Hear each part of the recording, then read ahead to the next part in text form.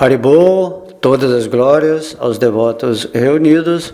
Na aula de hoje falaremos o capítulo 83 do canto 10 do Srimad Bhagavatam, intitulado Draupadi encontra-se com as rainhas de Krishna. Em resumo a este capítulo, ele relata uma conversação entre Draupadi e as principais rainhas do Senhor Krishna, na qual cada uma delas descreve como o Senhor a desposou. O Senhor Sri Krishna voltou de seu encontro com as gopis e perguntou ao rei Yudhishthira e a seus outros parentes se eles estavam bem.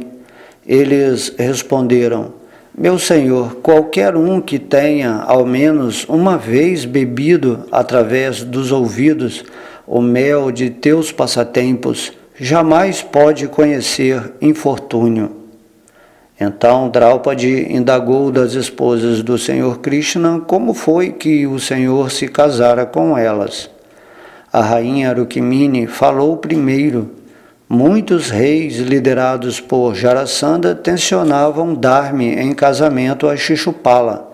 Assim, em meu casamento, todos eles empunharam seu arco, prontos a apoiar Shishupala contra quaisquer oponentes.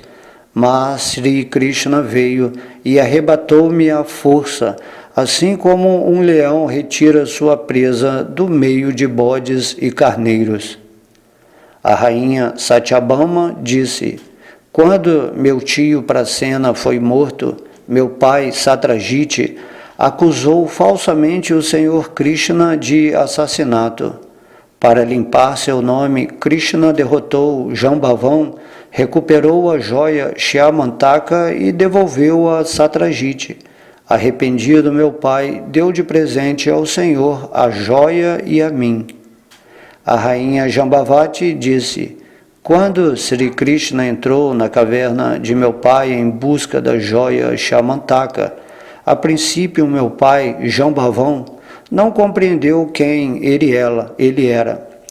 Então, meu pai lutou com o Senhor durante 27 dias e noites. Por fim, Jambavão compreendeu que Krishna não era nenhum outro senão o Senhor Ramachandra, seu Senhor adorável. Ele então deu a Krishna a joia Shyamantaka e a mim também. A rainha Kalindi disse: para conseguir Krishna como meu marido, pratiquei severas austeridades. Então, certo dia, o Senhor Krishna veio ter comigo em companhia de Arjuna, e naquela ocasião o Senhor concordou em casar comigo. A rainha Mitravinda disse: Sri Krishna veio à minha cerimônia de Swayamvara, onde derrotou todos os reis oponentes e levou-me embora para sua cidade de Dwaraka. A rainha Satya disse: meu pai estipulou que para ganhar minha mão, um candidato a noivo devia subjugar e amarrar 7 poderosos touros. Aceitando este desafio, o Senhor Krishna subjugou-os como que brincando, derrotou todos os pretendentes rivais e casou comigo. A rainha Bhadra disse: meu pai convidou seu sobrinho Krishna, a quem eu já entregara meu coração, e ofereceu-me a ele como sua noiva. O dote foi uma divisão militar inteira e um séquito de minhas companheiras. A rainha Lakshmana disse a Draupadi: em meu Swayamvara, assim como no teu, um peixe foi fixado como alvo perto do teto. Mas no meu caso, o peixe estava oculto de todos os lados e só se podia ver seu reflexo num recipiente cheio de água embaixo. Vários reis tentaram acertar o peixe com uma flecha, mas erraram. Arjuna então fez sua tentativa. Ele se concentrou no reflexo do peixe na água e fez a mira com cuidado, mas quando disparou a flecha, apenas roçou o alvo. Então Sri Krishna fixou sua flecha no arco e atirou-a bem no alvo, derrubando-o no chão. Coloquei o colar da vitória no pescoço de Sri Krishna, mas os reis que haviam falhado rebelaram-se violentamente em protesto. O Senhor Krishna lutou contra eles com valentia, decepando a cabeça, braços e pernas de muitos e fazendo o resto fugir na tentativa de salvar suas vidas. Em seguida, o Senhor levou-me para Dwarka, onde se realizou nosso pomposo casamento. Rohini Devi, representando todas as outras rainhas, explicou que elas eram filhas dos reis derrotados por Baumasura. O demônio as mantivera cativas, mas depois de matá-lo, o Senhor Krishna as libertou e casou com todas elas. Aqui terminamos o resumo e vamos ao verso 1. Shukadeva Goswami disse: assim, o Senhor Krishna, o mestre espiritual das gopis e o verdadeiro objetivo da vida delas, mostrou-lhes sua misericórdia. Ele então encontrou-se com Yudhishthira e todos os seus outros parentes e perguntou-lhes sobre seu bem-estar. Sentindo-se muito honrados, o rei Yudhishthira e os outros, livres de todas as reações pecaminosas, por verem os pés do Senhor do Universo, responderam com alegria às perguntas dele. Os parentes do Senhor Krishna disseram: ó mestre, como pode surgir infortúnio para aqueles que ao menos uma vez beberam à vontade o néctar proveniente de teus pés de lótus? Este licor inebriante é derramado nos cálices de seus ouvidos, tendo fluído das mentes de grandes devotos através de suas bocas, e destrói o esquecimento que as almas corporificadas têm do Criador de sua existência corpórea. O resplendor de tua forma pessoal dissipa as 3 espécies de efeitos da consciência material, e por tua graça ficamos imersos em completa felicidade. Teu conhecimento é indivisível e irrestrito. Por meio de tua potência Yogamaya, assumiste esta forma humana para proteger os Vedas, que tinham sido ameaçados pelo tempo. Prostramo-nos diante de ti, o destino final dos santos perfeitos. O eminente sábio Shukadeva Goswami disse: enquanto Yudhishthira e os outros louvavam assim o Senhor Krishna, a joia da coroa de todas as personalidades e glória sublime, as mulheres dos clãs Anaka e Kaurava encontraram-se e começaram a discorrer sobre assuntos referentes a Govinda, que são cantados por todos os 3 mundos. Por favor, ouve enquanto os relato para ti. Se Draupadi disse: ó Vaidarbhi, Bhadra e Jambavati, ó Kaushala, Satyabhama e Kalindi, ó Saibya, Rohini e Lakshmana e outras esposas do Senhor Krishna, por favor, contai-me como o Supremo Senhor Achyuta, imitando os costumes deste mundo por meio de seu poder místico, veio a casar com cada uma de vós. Sri Rukmini disse: enquanto todos os reis mantinham seus arcos de prontidão para garantir que eu fosse presenteada a Shishupala, Krishna, que coloca a poeira de seus pés sobre a cabeça de guerreiros invencíveis, arrebatou-me do meio deles, assim como um leão à força arranca sua presa do meio de bodes e carneiros. Que eu sempre possa adorar aqueles pés do Senhor Krishna, a morada da deusa Sri. Sri Satyabhama disse: meu pai, com seu coração atormentado pelo assassinato de meu irmão, culpou o Senhor Krishna do crime. Para eliminar a mácula de sua reputação, o Senhor derrotou o rei dos ursos e recuperou a joia Shamantaka, que então devolveu a meu pai. Temendo as consequências de sua ofensa, meu pai ofereceu-me ao Senhor, embora eu já tivesse sido prometida a outros. Sri Jambavati disse, sem saber que o Senhor Krishna não era outro senão seu próprio mestre e deidade adorável, o esposo da deusa Sita, meu pai lutou com Krishna 27 dias.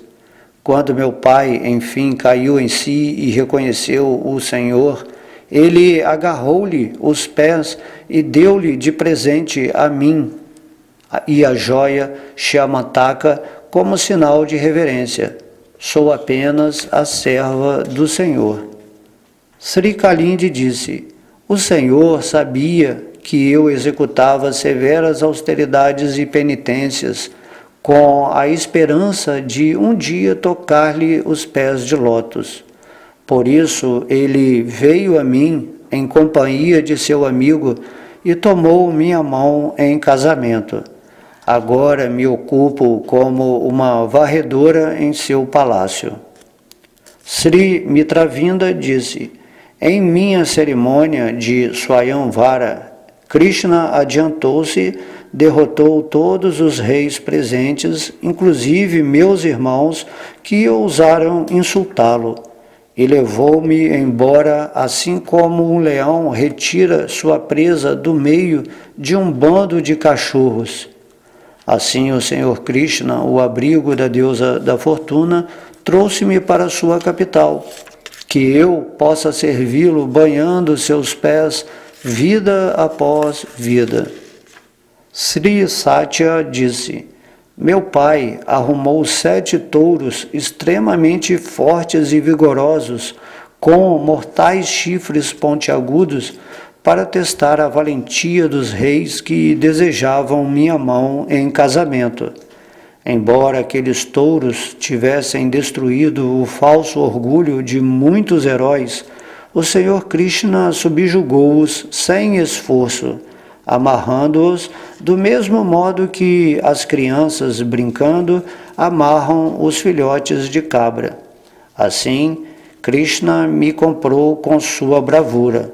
Então arrebatou-me junto com minhas criadas e todo um exército de 4 divisões, derrotando todos os reis que se lhe opuseram ao longo do caminho.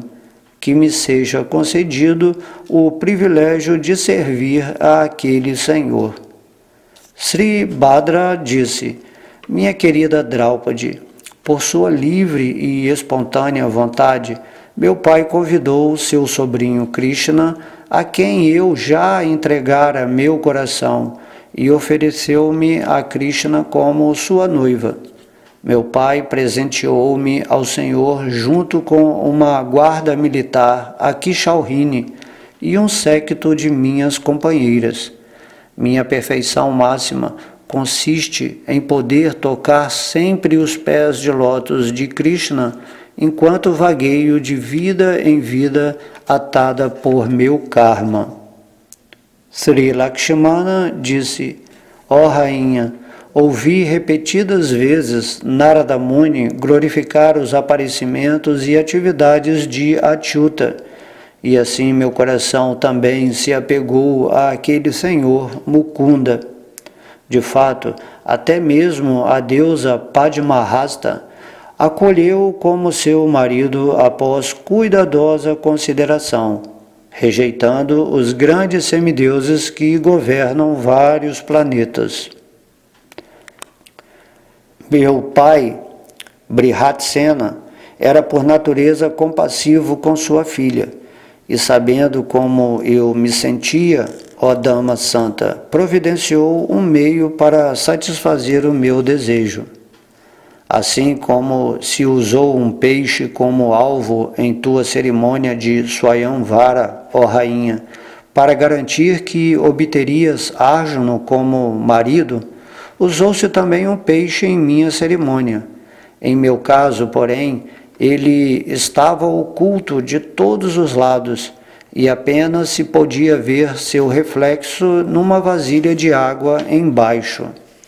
Ouvindo isto, milhares de reis peritos em disparar flechas e em manejar outras armas convergiram de todas as direções para a cidade de meu pai, acompanhados por seus mestres militares. Meu pai prestou as devidas honras a cada rei, segundo sua força e idade. Então, aqueles cujas mentes estavam fixas em mim, apanharam arco e flecha e, um a um, no meio da assembleia, tentaram trespassar o alvo. Alguns deles pegaram o arco, mas não puderam retesá-lo, e assim, frustrados, atiraram-no de lado. Alguns conseguiram puxar a corda do arco até a ponta, só para que o arco soltasse para trás e os derrubasse no chão. Alguns heróis, a saber, Jarasandha, Shishupala, Bhima, Duryodhana, Karna e o rei Ambasta, conseguiram retesar o arco, mas nenhum deles foi capaz de encontrar o alvo. Então Árjuna olhou para o reflexo do peixe na água e determinou sua posição. Porém, quando atentamente atirou sua flecha no alvo, ele não o trespassou, senão que apenas roçou-o. Depois que todos os arrogantes reis, com seu orgulho despedaçado, haviam desistido, a suprema personalidade de Deus apanhou o arco, retesou-o com facilidade e então fixou nele sua flecha. Enquanto o sol se achava na constelação Abhidite, ele olhou só uma vez para o peixe na água e então trespassou-o com a flecha, derrubando-o no chão. Tímbales ressoaram no céu e na terra as pessoas gritaram Jaya, Jaya! Exultantes semideuses lançaram chuvas de flores. Bem naquele momento, entrei na área cerimonial com os guizos de tornozelo em meus pés a tilintar suavemente. Estava usando roupas novas da mais fina seda, amarradas com um cinto e um brilhante colar feito de ouro e pedras preciosas. Um sorriso tímido despontava em meu rosto e uma coroa de flores enfeitava meu cabelo. Ergui o rosto, que estava rodeado de abundantes cachos de cabelo e resplandecia devido ao brilho de meus brincos a refletir minhas bochechas. Sorrindo friamente, olhei ao redor para todos os reis e então coloquei lentamente o colar no ombro de Murari, que havia capturado meu coração. Bem, então ressoaram alto os búzios e os tambores mridanga, patarra, beri e anaka, bem como outros instrumentos. Homens e mulheres começaram a dançar e cantores puseram-se a cantar. Os reis principais ali não puderam tolerar o fato de eu ter escolhido a suprema personalidade de Deus, ó Draupadi. Ardendo de luxúria, eles foram tomados pelo desejo de brigar. O Senhor, então, me colocou em sua quadriga, puxada por 4 excelentíssimos cavalos, vestindo sua armadura e aprontando seu arco sárnega, ele ficou de pé na quadriga e lá no campo de batalha manifestou seus 4 braços. Daruka conduziu a quadriga do Senhor, enfeitada com adornos de ouro, enquanto os reis olhavam, ó rainha, como pequenos animais desamparados a observar um leão. Os reis perseguiram o Senhor como cães de aldeia a correr atrás de um leão. Alguns reis, erguendo seus arcos, postaram-se no caminho para detê-lo enquanto ele passasse por ali. Estes guerreiros foram cobertos de flechas atiradas pelo arco sárnega do Senhor. Alguns dos reis caíram no campo de batalha com os braços, pernas e pescoços decepados, e o resto abandonou a luta e fugiu.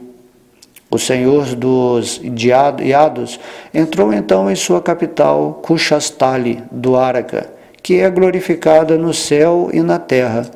A cidade estava primorosamente decorada de mastros com flâmulas que obstruíam o brilho solar, e também com esplêndidos arcos. Quando entrou na cidade, o Senhor Krishna parecia o Deus do Sol a entrar em sua morada. Meu pai honrou seus amigos, familiares e afins, presenteando-os com roupas valiosas, joias e com leitos reais, tronos e outros móveis. Com devoção, ele presenteou o Senhor perfeitamente completo com várias criadas enfeitadas de ornamentos preciosos. Acompanhando estas criadas, que haviam guardas a pé e outros montados em elefantes, quadrigas e cavalos. Ele também deu ao Senhor armas valiosíssimas. Assim, mediante a renúncia a toda a associação material e a prática de austeras penitências, nós todas, rainhas, tornamo-nos servas pessoais do autossatisfeito Senhor Supremo. Rohini Devi, falando pelas outras rainhas, disse: depois de matar Balmasura e seus seguidores, o Senhor nos encontrou na prisão do demônio e pôde compreender que éramos as filhas dos reis que Balma derrotara durante sua conquista da terra. O Senhor nos libertou e, porque estivéramos sempre meditando em seus pés de lótus, a fonte de liberação do enredamento material, Krishna concordou em casar conosco, embora todos os seus desejos já estejam satisfeitos. Ó Dama Santa, não desejamos domínio sobre a terra, a soberania do reino dos céus, ilimitada felicidade para o desfrute, poder místico, a posição do Senhor Brahma, imortalidade e nem mesmo a entrada no reino de Deus. Desejamos apenas levar em nossas cabeças a gloriosa poeira dos pés do Senhor Krishna, enriquecida pela fragrância do cúrcuma dos seios de sua consorte. Desejamos o mesmo contato com os pés de lótus do Senhor Supremo que as mocinhas de Vraja, os vaqueirinhos e até as mulheres aborígenes pulindas desejam. O toque da poeira que Krishna deixa nas plantas e grama enquanto apacenta as vacas. E assim terminamos esse capítulo 83. Em explicação aqui desse último verso, Srila Vishwanatha Chakravarti, ele nos faz recordar a enciumada rivalidade que sempre existiu entre as rainhas de Dwaraka e as gopis de Vraja. As gopis consideravam as sofisticadas mulheres de Dwaraka a mais séria ameaça à sua influência sobre Sri Krishna. Essa ansiedade elas confessam a Uddhava. Por que deveria Krishna voltar aqui após conquistar um reino, matar seus inimigos e casar com as filhas de reis? Rukmini e suas 7 principais co-esposas se consideravam tão afortunadas em sua relação com Krishna como ele aparecia em Dwaraka, que não tinham nenhum desejo especial de vê-lo como ele é em Vrindavana. Mas as 16.000 rainhas inferiores após ouvirem Uddhava descrever as qualidades superexcelentes de Sri Radha, sentiram-se atraídas a tocar a poeira que cai dos pés de Krishna sobre a grama e as plantas de Vrindavana. Sri Vishwanatha Chakravarti indica que alguns comentadores dão este fato como a razão porque depois da Maushala Lila, estas 16.000 rainhas foram roubadas de Arjuna na estrada pelo próprio Senhor Krishna disfarçado em 16.000 vaqueiros, que então as levaram embora para Gokula.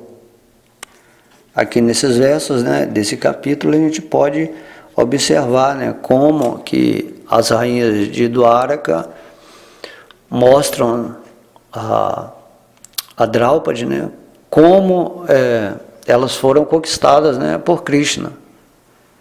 E aqui cada verso, cada dizer, dessa rainha dá ênfase também a mostrar, que Krishna, quando você é um devoto puro dele, Krishna não deixa você ficar sob o domínio, ou casar-se com um rei demoníaco. Krishna vai te raptar alguma hora, assim, dessa forma. E as rainhas, elas têm essa natureza servil, de modo que elas não estão interessadas em voltar para o mundo espiritual, em meditar, não. Elas querem simplesmente, de alguma forma, servir ao Senhor Krishna, Em cada verso, em cada declaração de cada rainha, há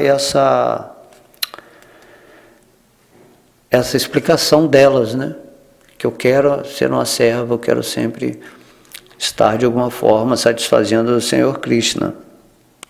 Então há assim, muita profundidade nesses versos, que ao lermos com muita atenção vamos vendo também a natureza da devoção das rainhas por Krishna.